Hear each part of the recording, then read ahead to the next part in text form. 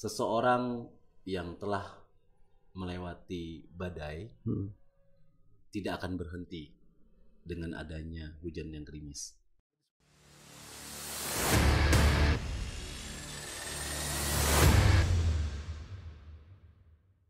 Assalamualaikum warahmatullahi wabarakatuh. Hai sahabat Cerdas Sukabumi, kembali lagi di Ruang Bicara Podcast Cerdas Sukabumi bersama saya Fauzi Ahmad, host podcast kali ini. Dan di studio kami hari ini telah kedatangan tamu spesial yang akan memanfaatkan ruang podcast untuk berbicara tentang gagasan dia dan ide dia untuk membangun kota Sukabumi 5 tahun yang ke depan. Nah, saya udah kasih kisi-kisi, berarti ini kaitan dengan agenda pemilu 2024. Langsung saja saya kenalkan tamu saya adalah Taufik Muhammad Guntur, caleg DPRD Kota Sukabumi, Dapil 3 nomor urut 5 dari Partai Nasdem. Siap. Oke, Assalamualaikum Kang Taufik. Waalaikumsalam warahmatullahi wabarakatuh. Ya, selamat datang di studio kami Kang. Ya, kita akan berbicara tentang siapa itu Kang Taufik dan apa yang Kang Taufik ingin lakukan di Sukabumi nantinya gitu ya. Siap. Jadi Kang Taufik ini tahun ini memutuskan menjadi calon legislator ya. Iya. Oke. Kenapa sih Kang mau jadi anggota dewan gitu? Ngurusin rakyat gitu. Jadi sebelumnya terima kasih Kang Fauzi atas undangannya. Ceritanya cukup panjang nih sampai saya masuk dalam politik praktis ini. Oke. Tapi kita pendekin ya. Siap. Jadi kalau latar belakang ini saya sebenarnya akademisi. Oke. Ya, saya lebih dari 15 tahun di dunia kampus. Masih lah sampai hari ini. Saya pernah menjadi salah satu pimpinan di perguruan tinggi swasta. Rektor dong mana istilahnya? Rektor itu untuk institut dan universitas. Saya sekolah tinggi, jadi ketua. Ketua. Ya setingkat rektor lah. Betul, gitu ya. Ya. Secara level rektor lah. Ya. Kemudian saya juga ada beberapa usaha lah yang backup ya, kalau sebagai seorang pendidik ini memang di Indonesia kita belum bisa benar-benar mengandalkan untuk kebutuhan ya, gitu. Dan itu sudah sangat lumrah sekali kalau seorang akademisi ya untuk memenuhi yang lebih luas lagi gitu. Cakupannya dia harus punya usaha gitu. Jadi kalau ditanya tadi latar belakangnya kenapa hari ini saya masuk ke politik praktis, terus terang yang menginspirasi saya untuk masuk ke dunia politik atau berpartai politik adalah calon presiden Pak Anies Rashid Baswedan, yang kebetulan beliau adalah calon presiden yang diusung oleh partai kami, Nasdem. Nah, rekam jejak beliau selama 5 tahun bagaimana beliau mengelola Jakarta sedemikian rupa itu menjadi bagian inspirasi saya. Beliau juga berangkat dari dunia kampus. Ada satu statement beliau ketika beliau mulai masuk dalam perpolitikan, berawal dari seorang rektor. Kebermanfaatan beliau untuk masyarakat itu tidak sebatas lingkup perguruan tinggi, tapi lebih luas lagi, dan terbukti ketika beliau menjabat sebagai Menteri Pendidikan. Nah, itu satu. Yang kedua, secara pribadi, saya melihat ada kebutuhan masyarakat untuk bisa mendapatkan pilihan dari wakil rakyatnya yang akan mewakili mereka di legislatif. Saya kira khususnya di Kota Sukabumi kita bisa lihat profil masih sangat minim sekali akademisi yang terlibat langsung dalam politik praktis, Kang. Gitu. Nah, itulah yang memanggil saya untuk masuk dalam politik praktis ini ya di Kota Sukabumi. Seperti itu, Kang. Oke, menarik sekali nih. Berarti memang tidak jauh ya dari lingkup partai ya. Betul. Ternyata Nasdem mengusung Pak Anies ya, yang juga seorang akademisi dosen juga ya. Ya, ini menarik sekali. Berarti kayaknya Kang Taufik ini bakal agak-agaknya memprioritaskan ke sektor pendidikan nantinya. Betul. Dan ini memang yang sudah kami lakukan jauh dari proses kontestasi 2024 ini. Ya. Kebetulan kami mengelola sebuah yayasan. Ya. Dan yayasan ini menyelenggarakan pelatihan kerja, lembaga pelatihan kerja yang sifatnya itu gratis. Oke. Untuk meningkatkan life skill masyarakat Kota Sukabumi. Ada beberapa pelatihan yang kami selenggarakan dan ini sudah berlangsung lebih dari 1 tahun, Kang. Oke. Bahkan jauh sebelum saya meniatkan untuk masuk ke menjadi salah satu caleg. Berarti bukan komoditas ya? Betul. Nah, bahkan beberapa setengah dari alumni kami itu nggak tahu kalau saya nyalek. Oh gitu. Dan alhamdulillah sampai kemarin itu tercatat sudah lebih dari 800 peserta. Alumni yang lulus mengikuti pelatihan kami. Nah, setelah tahu bagaimana itu? Nah, setelah tahu ya tetaplah ada dinamikanya ya. Ada yang mungkin merasa karena memang kami menginformasikannya itu sudah dekat-dekat gitu ya. Baru sekitar 2 bulan yang lalu kami menginformasikan bahwa saya secara pribadi ketua yayasan terlibat dalam pencalekan. Ya tetap kami berikan pilihan gitu, tidak ada pengarahan gitu, tidak ada mewajibkan dari alumni itu untuk memilih saya gitu. Nah, jadi ya itulah, jadi memang sampai hari ini pun di gedung yayasan kami tidak ada APK, tidak ada logo partai atau penegasan bahwa saya adalah salah satu caleg gitu, gitu murni saja. Jadi ya yang terpenting adalah bagaimana hari ini saya sudah berupaya untuk ikut andil dalam proses upaya untuk meningkatkan kesejahteraan masyarakat gitu, dari sisi pendidikan atau dari sisi life skill. Karena ini penting sekali, Kang. Jadi ada satu riset 6 dari 10 masyarakat Kota Sukabumi itu pengangguran, Kang. Gitu. Nah, nanti silakan di cross check ya statement saya ini, karena memang sebentar, berapa tadi? 6 dari 10 masyarakat Kota Sukabumi ini menganggur gitu. Nah, menganggur ini kan banyak faktor gitu. Bisa karena mereka tidak memiliki skill gitu. Nah, ini problem kan. Artinya ketika tidak memiliki skill, kesempatan itu akan hilang gitu. Masyarakat akan kehilangan kesempatan untuk mendapatkan pekerjaan yang mungkin memiliki penghasilan yang cukup atau layak ketika dia tidak memiliki skill. Nah, dari situlah kami melihat bagaimana upaya kami berkontribusi pada masyarakat Kota Sukabumi ini dalam hal pelatihan atau pendidikan seperti itu, Kang Fauzi. Oke, jadi sahabat Radio Sukabumi, tadi Kang Taufik udah membocorkan program nyata yang sedang berjalan ya. Pertama tadi yang disebutkan lembaga pelatihan kerja gratis kayak gitu. Lalu beasiswa pendidikan setiap tahun. Betul. Dan ada asuransi kecelakaan dan kematian gratis juga ini. Lalu subsidi sembako murah setiap bulan dan ambulan gratis. Ini kayaknya memang program-program yang benar-benar menyentuh ke sosial banget gitu ya. Betul. Ini menarik sekali ini. Dan tadi disebutkan juga di yayasannya tidak ada semacam kayak APK atau apapun. Memang secara aturan memang itu tidak diperkenankan. Tapi kan di depannya boleh, seberangnya boleh. Sebenarnya seperti itu gitu. Tapi kami menjaga netralitas lah gitu kan. Karena agak sensitif gitu di lingkungan. Misalkan ada gedung pendidikan atau gedung yayasan yang menampilkan salah satu caleg lah, meskipun kita sendiri adalah pengelolanya gitu. Tapi yang saya ingin katakan adalah begini, bahwa Kang Taufik itu benar-benar Pak Aniesnya merasuk banget mengajak orang-orang untuk berpikir rasional begitu. Betul. Ketika ada orang terdekatnya menjadi salah satu peserta pemilu, tapi si orang ini tidak memanfaatkan kayak gitu. Jadi lihatkan rekam jejaknya, dia udah ngapain aja. Jadi kalau saya boleh cerita sedikit nih, gimana kan? Ada salah satu rekan kami. Beliau katakanlah sebagai koordinator lah ya di lapangan dalam tim sukses lah. Gitu ya.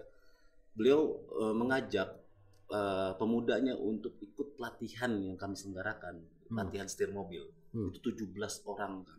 Pelatihan setir mobil? Ya, nyetir. Jadi kan pelatihannya itu setir mobil gratis, pembuatan kue roti gratis, rias pengantin gratis, dan komputer. 4. Mana yang paling banyak di setir mobil? Armadanya itu kita ada 2 gitu, dan itu pelatihannya dari Senin sampai Minggu. Satu hari itu minimal 10 peserta. Dalam 1 bulan itu 2 kali pertemuan. Jadi kebayang mungkin sekitar 40 sampai 50 peserta tiap bulan.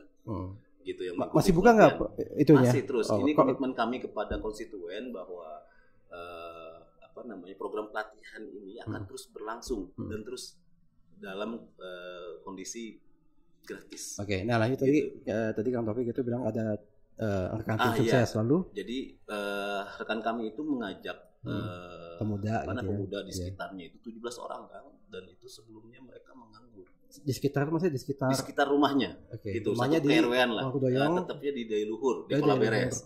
Nah, itu mereka paksa pemuda ini untuk ikut pelatihan kami. Kok dipaksa sih, Kang? Iya, karena kan kadang-kadang masyarakat ini bicara soal pendidikan ini gitu kan.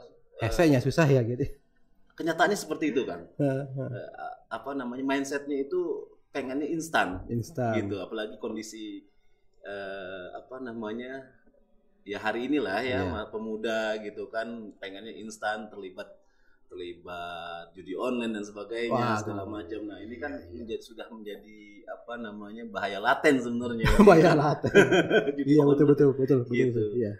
Nah jadi 17 pemuda ini ikut pelatihan kami 1 bulan, dan alhamdulillah tidak lebih dari 1 bulan itu mereka semua bekerja kan. Dan udah bisa nyetir berarti dong? Bisa nyetir, kemudian mereka bikin SIM. Dibikinin SIM? Bikin SIM-nya enggak. SIM-nya kita cuma mengarahkan saja. Iya. Gitu. Nah, mereka bekerja. Di mana kan? Banyak macam-macam, ada yang di pabrik, gitu. Ada yang di material, toko bangunan, gitu kan. Nah itu sebenarnya saya, meskipun hari ini saya masuk dalam dunia politik praktis, saya tidak benar-benar bisa menghilangkan identitas saya sebagai akademisi, sebagai pendidik, gitu. Siapapun mereka yang sudah berkecimpung di dunia pendidikan, satu hal yang membuat mereka bertahan adalah ketika melihat peserta didiknya itu mendapatkan kesuksesan, keberhasilan. Di situ kepuasan batin bagi saya. Betul. Gitu. Dan dalam hemat kami, apabila program ini bisa didorong secara lebih kuat gitu ya, maksudnya ini masuk dalam program utama nanti, siapapun nanti yang menjadi pemerintah kota, yang menjadi wali kota, kami perjuangkan ini menjadi program unggulan dari wali kota ke depannya. Gitu. Tidak ada lagi masyarakat kota Sukabumi itu kehilangan kesempatan untuk mendapatkan pekerjaan karena alasan tidak memiliki skill. Gitu. Itu poinnya. Gitu. Dan ada satu hal yang ini ternyata nyambung dengan visi misi dari calon presiden Pak Anies Baswedan dalam salah satu pidatonya beliau di sebuah kampanye. Beliau menyampaikan ke depannya beliau berharap tidak ada lagi ibu yang meninggalkan rumah pergi jauh bekerja ke luar negeri, ya kan, untuk membantu perekonomian keluarga, tapi harus meninggalkan keluarga, gitu, ya, menjadi TKW, gitu. Nah, ada cerita kaitan dengan peserta kami, dan ini bukan 1-2 cerita, gitu, karena memang jumlah alumni kami sudah sampai 800 peserta. Ada peserta alumni kue dan roti, gitu kan. Setelah selesai mengikuti pelatihan kami, dia punya skill membuat kue dan roti dan coba-coba ini untuk buka usaha donat, gitu. Nama mereka sebutin saja kenapa kan? Di situ sih tidak ada merek, tapi kalau dari tampilan dia udah seperti mirip-mirip donat yang udah impor ya. Di mana produksinya kan? Di Karangtengah, di Babakan Jampang, gitu. Saya lupa nama ibunya siapa. Kemarin jadi ketika kita meeting di kantor, gitu kan. Ibu itu datang gitu, bawa donat, mengucapkan terima kasih kalau hari itu beliau sudah mulai bisnisnya sudah 2 minggu, dan alhamdulillah per hari itu sudah 50 piece terjual Satu hari 50 piece. Satu hari itu sudah 50 piece. Satu donat dijual berapa? Satu donat itu dijual 3.000 gitu. Ya kira-kira ya hari 150.000. 150.000. Okay. Kalau misalkan ada untung bersih sekitar 75.000 kan sudah luar biasa lah ya. Tanpa harus keluar rumah dengan modal yang minim gitu kan, bisa membantu perekonomian keluarga, membantu suami gitu kan. Itu kepuasan batin saya Kang sebagai seorang akademisi gitu. Berarti si ibu tadi ya? Iya betul. Apakah dia dulu mantan pekerja migran juga gitu? Bukan. Kebetulan kalau tidak salah suaminya ini adalah seorang buruh pabrik ya, gitu kan. Dengan mungkin kondisi perekonomian yang katakanlah belum cukup, gitu kan, dengan anak ya 3 atau 4 gitu yang saya tahu. Ya dengan penghasilan seorang tambahan gitu dari seorang istri tanpa harus meninggalkan keluarga. Karena ini penting menurut saya, ketika seorang ibu itu ini ada efek domino Kang sebenarnya. Ketika seorang ibu keluar rumah meninggalkan anak gitu kan, pasti ada yang dikorbankan. Gitu kan. Nah, karena mungkin kemampuan keluarga tersebut belum bisa mengambil pengasuh gitu kan, pasti anak ini harus dikorbankan, dititipkan atau bagaimana. Nah, akan ada efek dominonya ketika satu keluarga kurang sejahtera, kedua orang tuanya ini harus bekerja gitu kan, pasti ada yang dikorbankan anak gitu. Terlebih lagi kalau misalkan harus keluar negeri. Nah, ini yang lebih memprihatinkan sekali gitu kan. Kebayang berarti dari keluarga yang katakan lemah dalam kesejahteraan akan melahirkan generasi yang juga tidak akan jauh beda. Gitu. Ya, dan itu Pak Anies dalam satu event tertentu, dia sempat meng-highlight itu untuk mendorong regulasi pekerja rumah tangga ya. Bahwa di balik pekerja rumah tangga itu yang paling banyak dominan itu adalah kaum perempuan, ibu gitu. Menarik sekali ini Kang. Kalau dilakukan, artinya ini kita akan mengikis tren atau keminatan untuk menjadi seorang migran ya. Sebaik-baiknya bekerja di luar negeri, mending di dalam negeri sendiri kali. Sejatinya tidak ada orang tua, apalagi seorang ibu itu tega meninggalkan keluarga dan anaknya. Tapi karena tekanan kehidupan, pilihannya tidak ada. Gitu. Akan lebih konyol mungkin kalau mereka tetap bertahan. Gitu. Makanya pilihannya pahit.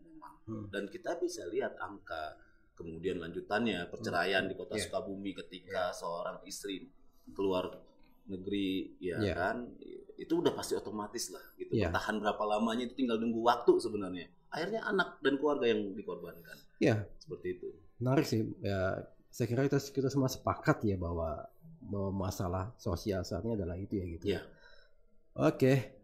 Dan Kang Taufik ini juga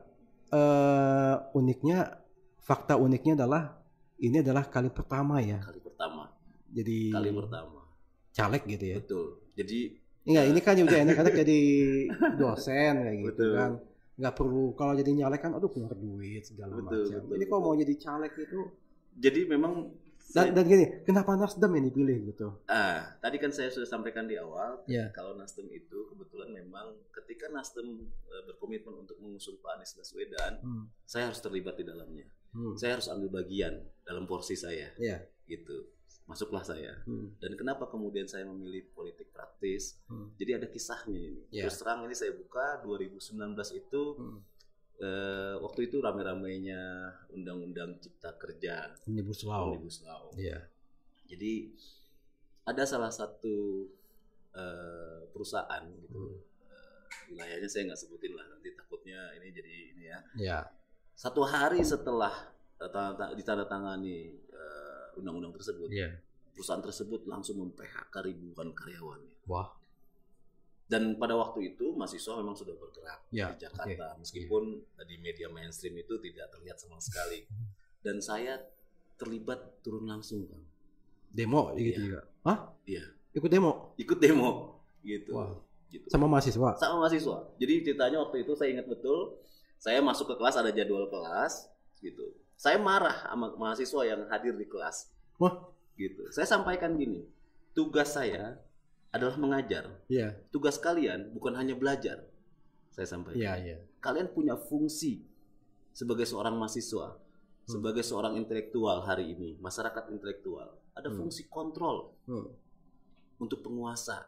Dan itu dikontrol oleh masyarakat intelektual dan kalian. Saya sampaikan. Gitu.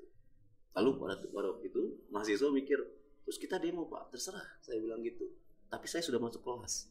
Gitu. Tapi kalian tugasnya tidak hanya di kelas. Bubarlah itu kelas Kang. Tapi Pak Dekan nggak tahu saya bubarin kelas. Absen, mereka berangkat, saya pun berangkat. Gitu. Nah, kisahnya di sini nih. Kenapa akhirnya saya harus masuk dalam sistem. Gitu.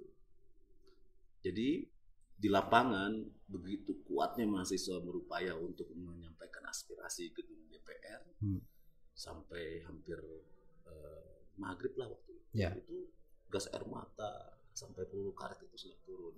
Gitu. Nah disitulah saya berpikir gitu. Mungkin ini kemudian keputusan Pak Anies ketika beliau keluar dari kampusnya untuk masuk di dalam sistem menjadi salah satu pengelola negeri ini. Gitu. Nah disitulah saya berupaya menguatkan diri saya, keluarga, dan mendapatkan restu dari orang tua untuk masuk dalam politik praktis. Oke. Begitu. Berarti keluarga mengizinkan semua gitu ya? Dengan segala bentuk dengan segala. Oke.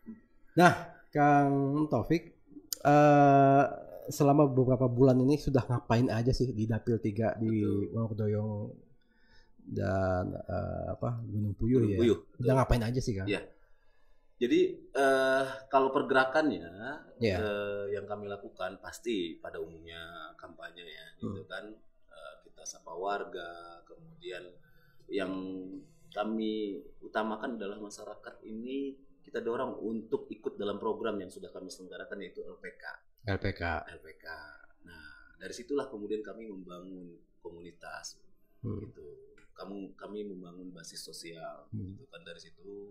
Dari alumni menyebar ke keluarga, gitu kan, dan seterusnya seperti itu. Jadi programnya sebenarnya nggak muluk-muluk sih sebenarnya gitu. Jadi program yang sudah langsung kami selenggarakan aja gitu.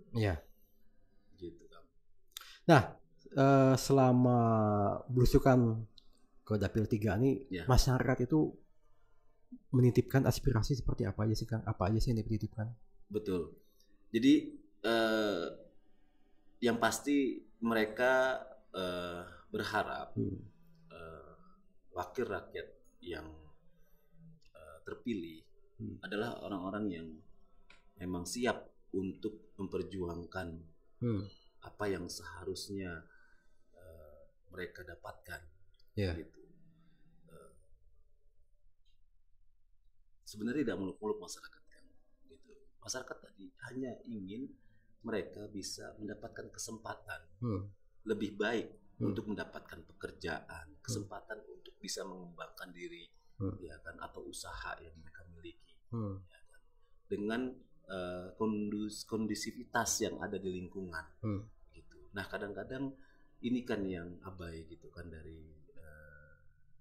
mohon maaf mungkin anggota dewan yang sudah terpilih gitu kan, ketika mereka terpilih.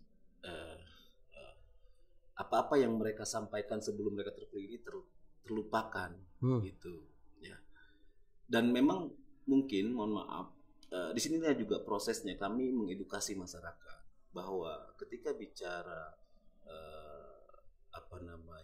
pileg gitu kan, pemilihan anggota dewan di kota ini tidak selalu melulu transaksional, gitu. Dan sebenarnya masyarakat kalau kita kalau kita mengedukasi, tidak semuanya masyarakat itu menghendaki transaksional. Mereka juga mau ada pilihan dewan yang memang memberikan satu kontribusi nyata, gitu. Yang kemudian ketika itu sudah dijalankan sebelum jauh calon anggota dewan ini terpilih, program-program yang memang bermanfaat bagi masyarakat ini bisa lebih luas dan lebih kuat lagi. Gitu. Artinya tadi masuk dalam program utama di pemerintahan, gitu kan. Didukung oleh anggaran daerah dan sebagainya, seperti itu. Nah, jadi kami mengedukasi masyarakat, gitu. Bagaimana masyarakat ini terbuka wawasannya ketika mereka menjual suaranya, disitulah putus hubungan antara konstituen dengan wakilnya. Karena suara yang sudah dibeli itu atau sudah dijual itu dibeli dan putus hubungan. Lalu kemudian dewan akan datang lagi 5 tahun kemudian, gitu. Jadi wajar kalau misalkan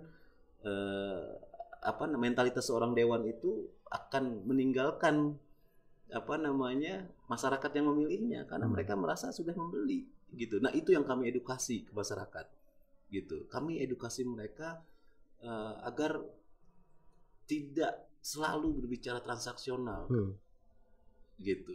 Jadi silakan secara objektif memilih dewan yang memang kemudian hari ketika terpilih itu bisa memenuhi hak-haknya masyarakat, gitu, bisa memperjuangkan apa yang masyarakat harapkan, gitu, kesejahteraan sosial, ekonomi, pendidikan, gitu kan, bahkan kepastian hukum mungkin seperti itu.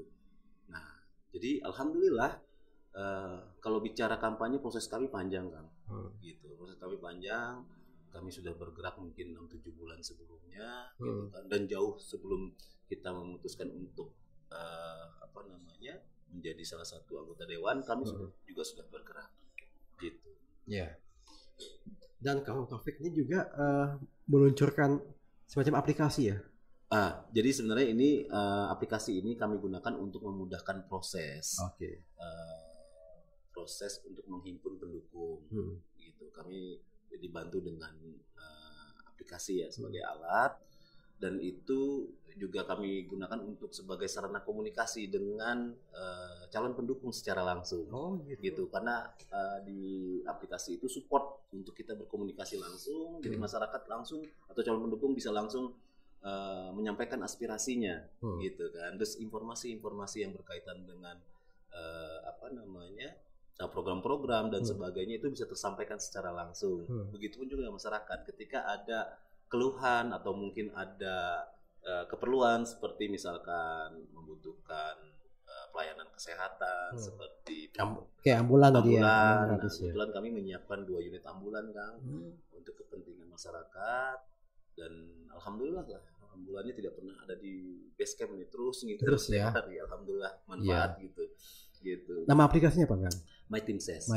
Bisa diunduh di jadi aplikasi ini memang kebetulan rekan kami yang buat, gitu kan.